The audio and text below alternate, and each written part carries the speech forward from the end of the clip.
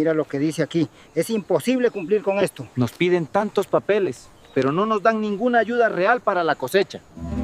Vamos a meternos de lleno en un tema fascinante y complicado. En la Amazonía ecuatoriana hay una batalla. Pero no es solo con machetes y tractores, no. Es una batalla que se libra en los despachos, en las propias leyes. Se trata de un dilema tremendo. ¿Cómo producimos alimentos para la gente sin destruir uno de los pulmones del planeta? Vamos a verlo. Vale, para entender bien todo este lío, vamos a seguir una hoja de ruta muy clara, en 5 puntos. Empezamos por el origen del conflicto, el meollo de todo, y acabaremos viendo cuál es el reto real al que se enfrenta Ecuador ahora mismo. Lo primero es entender que esto no es algo nuevo, ¿eh? El problema en la Amazonía de Ecuador viene de lejos. Es un choque de trenes, por así decirlo, que está metido hasta el tuétano de sus leyes, incluso en la propia Constitución. Y aquí está la clave de todo. Imaginaos un coche con 2 conductores, cada uno queriendo ir en una dirección opuesta. Por un lado, el país necesita, y con razón, producir más comida, ser autosuficiente, hacer crecer su economía. Pero, por otro lado, tiene una constitución, la de 2008, que fue pionera en el mundo al reconocer los derechos de la naturaleza. O sea que la naturaleza misma es un sujeto de derecho que hay que proteger. Es una tensión constante que lo marca absolutamente todo. Entonces, con este panorama, con esta contradicción tan de base, ¿qué hace el gobierno? ¿Cómo intenta cuadrar este círculo? Pues bueno, la respuesta, o al menos el intento de respuesta, está en su plan agrícola a nivel nacional. Y en el corazón de ese plan nacional hay un concepto que es fundamental que entendamos: la soberanía alimentaria. Suena un poco técnico, pero la idea es sencilla. Se trata del deber que tiene el Estado de asegurar que el país pueda alimentarse por sí mismo, apoyando sobre todo a los pequeños y medianos productores y fomentando una agricultura más respetuosa con el entorno. En teoría, claro, este es el pillar que lo sujeta todo. Esta política se despliega, por ejemplo, en planes con nombres tan evocadores como Manos para el Campo, y se basa en 3 grandes ideas. Primero, garantizar la comida para todos. Segundo, ser más productivos usando tecnología. Y tercero, y aquí viene lo interesante, hacerlo de forma sostenible. O sea, gestionar bien la tierra, el agua, todo. Buscan un equilibrio, sí, al menos como se suele decir sobre el papel. Pero claro, llegamos a la Amazonía y aquí las reglas del juego cambian. La Amazonía no es una provincia más, no es un campo de cultivo cualquiera. La ley es muy clara al respecto. Es un territorio especial, único, y por lo tanto necesita un enfoque, pues eso, especial. Ojo, que esto es muy importante. Significa que no se puede hacer un copia y pega de las políticas nacionales y aplicarlas tal cual en la selva. No. Hay que adaptarlas, hay que ajustarlas a una realidad que es extremadamente frágil, tanto a nivel ecológico como, y esto es clave, a nivel jurídico. Y esa adaptación tiene un nombre, la Agenda de Transformación Productiva Amazónica, la ATPA.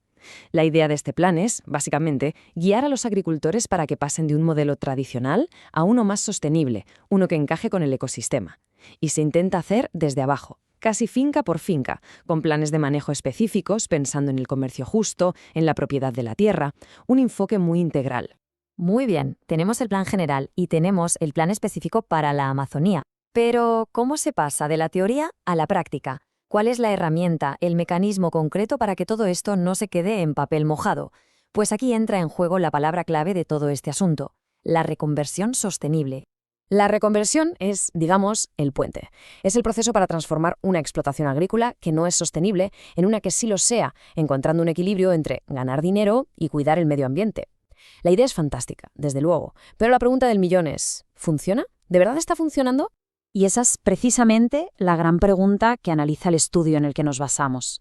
¿El entramado legal que existe hoy en Ecuador de verdad permite que esa reconversión sea coherente y funcione en la Amazonía? Y aquí, agarraos, es donde la cosa se pone interesante de verdad. Fijaos en esto, porque es la radiografía del problema. El marco legal está hecho un lío, está totalmente fragmentado. Por un lado, tienes la Ley para la Planificación Amazónica, que habla de alinear la producción con principios biocéntricos, o sea, poniendo a la naturaleza en el centro. Suena genial, ¿verdad? Pero claro, esto choca de frente con los objetivos de producir más. Luego está la Ley de Tierras Rurales y Territorios Ancestrales. ¿Qué pasa con ella? Pues que crea una inseguridad jurídica tremenda justo a la gente que tiene tierras que se solapan con áreas protegidas. Y para rematar, la Ley de Sanidad Agropecuaria exige unas certificaciones y unas prácticas que para un pequeño agricultor familiar son sencillamente inalcanzables. Al final, es como si cada ley remara en una dirección. Un caos. Vale, con este caos de leyes que se contradicen, la pregunta es obvia. ¿Cuál es la solución? Porque está claro que el reto no es solo escribir más leyes o modificar un par de artículos. El problema de fondo son los vacíos, los agujeros en la regulación. Para empezar, nadie ha definido con claridad qué es exactamente una finca sostenible. No hay un estándar técnico claro. Además, si un agricultor decide, por su cuenta y riesgo, restaurar parte de la selva en su terreno, pierde producción y nadie le compensa por ello. Los incentivos están mal planteados. Y por si fuera poco, los grandes objetivos de productividad del país no se supeditan a los límites ecológicos de la Amazonía. Al final tienes un sistema que sobre el papel parece coherente, pero que en la realidad no funciona. Y mientras tanto la Amazonía queda ahí, vulnerable, atrapada en medio de buenas intenciones que no terminan de conectar entre sí. Por eso, la conclusión del análisis es muy potente. No basta con retocar la idea de reconversión, hay que darle la vuelta por completo. Tiene que dejar de ser vista como un simple cambio de cultivo, como plantar una cosa en vez de otra, y convertirse en una obligación legal real, una obligación que no sea solo para el Ministerio de Agricultura, sino para todos. Medio ambiente, ordenación territorial, administración, una obligación transversal. Y todo esto nos deja con una pregunta final, ¿qué es la que de verdad importa? ¿Para salvar la Amazonía? ¿Basta con cambiar los cultivos en el campo? ¿O lo que de verdad hace falta es cambiar las leyes en los despachos? Una pregunta que, como veis, va mucho más allá de la agricultura y apunta directamente al corazón del sistema legal que, en teoría, está ahí para protegerla.